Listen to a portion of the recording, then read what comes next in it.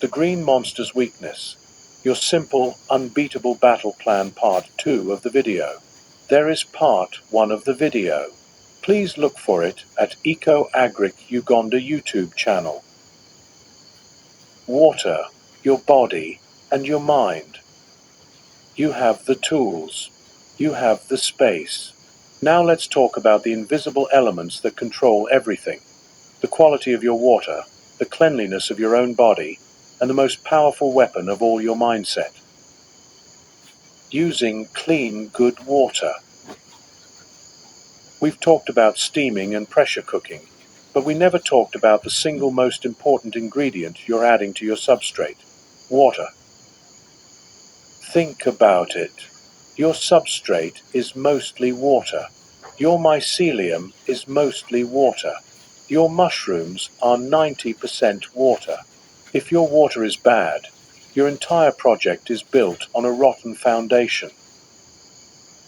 The hidden danger. Using tap water is a gamble. It often contains chlorine or chloramine. These chemicals are put there by water companies specifically to kill microorganisms. They are designed to do the exact opposite of what you want.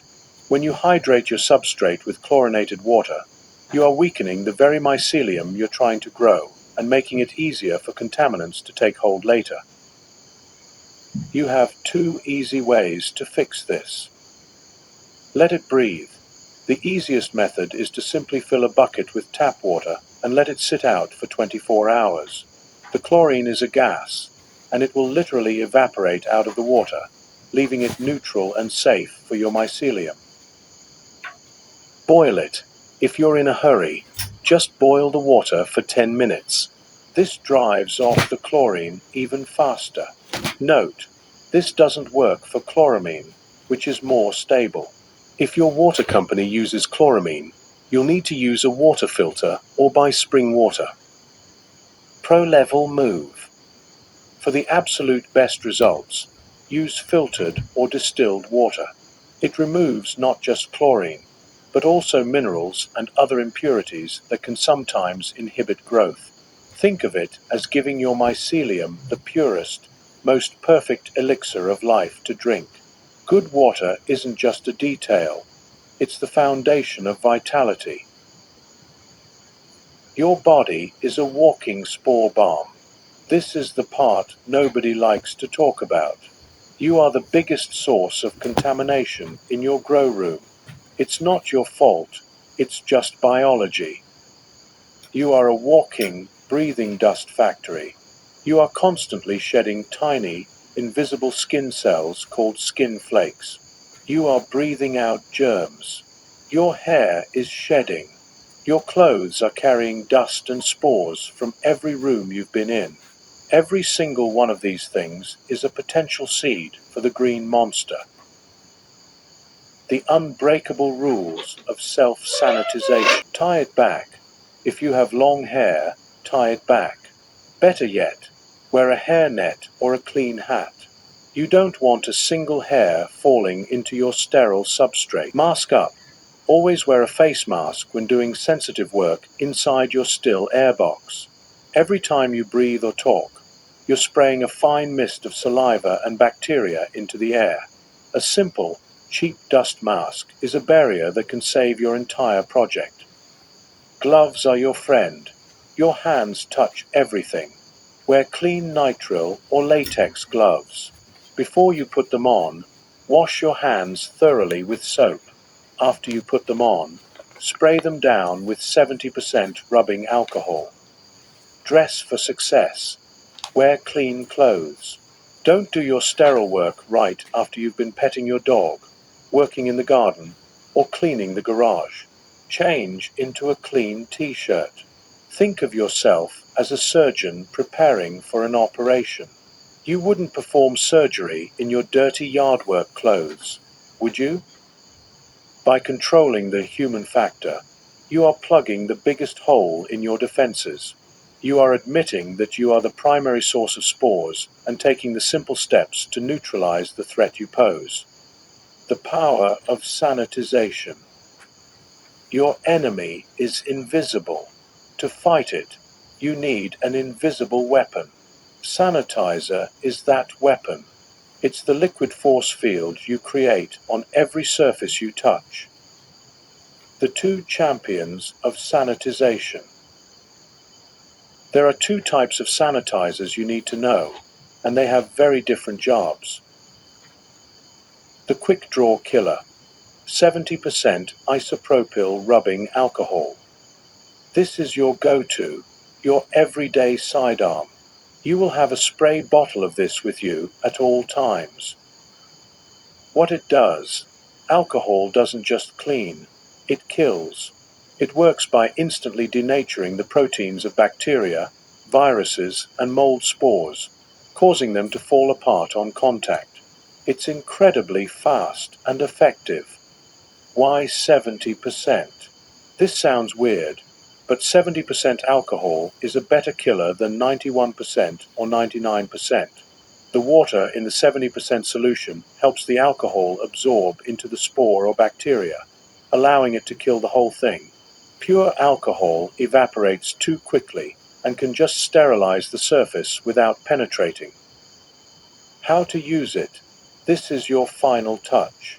After you've wiped a surface with soap and water, you give it a liberal spray with 70% alcohol. You spray your gloves, your scissors, the outside of your grain jars, the lid of your still air box. You spray everything right before you use it. It's the final, invisible layer of protection. The heavy-duty scrubber, soap and water. This might sound too simple, but it is the most important step before you even think about alcohol. What it does: soap is a physical cleaner. Its molecules are like tiny little grappling hooks that grab onto dirt, dust, oils, and the spores clinging to them, and wash them away.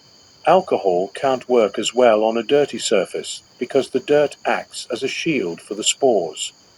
The golden rule: always clean first, then sanitize. You cannot sterilize a dirty surface. You must physically remove the grime with soap and water, then kill the remaining invisible germs with alcohol. Skipping the soap step is like trying to put on deodorant without taking a shower first. Your new unbreakable routine. This is how you combine these two champions into a perfect defense. Start with soap.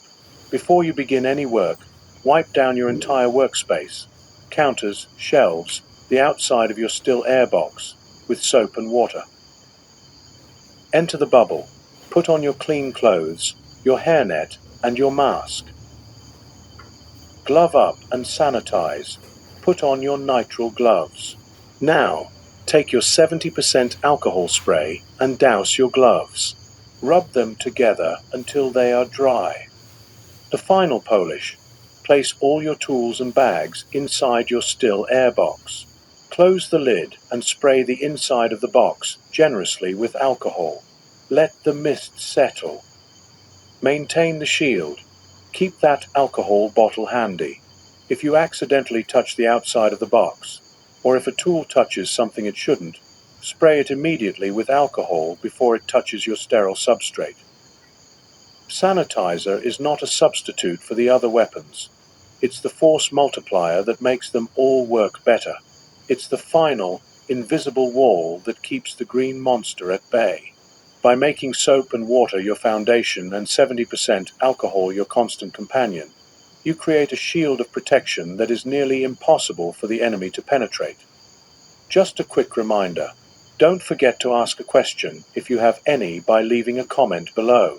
Please share the video with your networks to help others, and be sure to follow our channel for more content just like this. The mindset is the ultimate weapon. This is the most important weapon of all. You can have the best pressure cooker, the cleanest water, and the most expensive flow hood, but if your mind isn't in the right place, you will fail. The mindset of a cultivator is built on 3 pillars. Pillar 1: patience. Mycology is the art of waiting. The mycelium moves on its own schedule. Rushing it is the fastest way to fail. Don't open your jars early to check on them. Don't cut corners on sterilization time because you're excited. Don't introduce your substrate to fruiting conditions before it's 100% colonized. Patience is not passive. It is an active, disciplined trust in the process. The mycelium is the boss. You are just its caretaker. Pillar 2. Observation. Become a student of your grow. Look at your jars every single day. Not to mess with them, but to see them. Learn what healthy, white, rhizomorphic, branching mycelium looks like. Learn to spot the first subtle signs of a problem. A tiny spot of weird color, a faint sour smell. The earlier you spot a problem, the easier it is to fix. Your eyes are your best diagnostic tool. Use them. Pillar 3. The law of when in doubt, throw it out. This is the hardest lesson to learn, and it will save you. You will have a jar that is almost fully colonized, but you see one tiny, suspicious spot. Your brain will tell you, maybe it's okay. Maybe I can save it. This is a trap. That one tiny spot is a green monster army in its infancy. If you save that jar, it will explode and contaminate your entire grow area, costing you all your other projects. Be ruthless. Be brave.